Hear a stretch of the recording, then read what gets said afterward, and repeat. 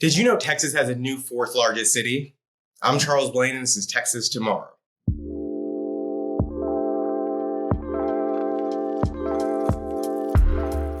According to recently released data, estimates show the city of Fort Worth is beating Austin by about 3,000 residents, knocking Austin out of the fifth most populous city in the state and bumping Fort Worth up to the fourth. And this is because during the same period, Fort Worth saw about a 7.5% population growth, while Austin slowed to about just a little above 2.5%.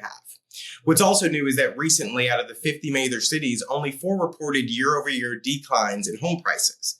In Texas, those were Austin and San Antonio, and for good measure, the other 2 were in Florida, Fort Lauderdale and Tampa.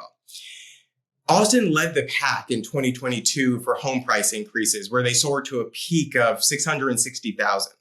Although while still above the national average, they're down to about $548,000 now. This change in Austin has made Fort Worth one of the fastest growing cities in the 30 most populous cities in the country. And there's a heightened demand for office space, with downtown vacancy rates at 11.5% compared to downtown Dallas's 26%. Office rent growth has grown 10%. There's 2 million square feet of residential, retail, office, and hospitality development coming. And the region was named one of the top real estate markets in the country after developing more than almost 40,000 multifamily units, while Austin isn't even in the top 10 most populous cities anymore.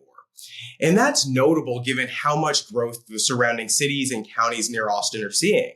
We've covered this in many episodes in the past, and we know it's not just a Texas-wide problem. The state is still growing as well, even if a little slower. So this is really specific to the city of Austin and some other major cities.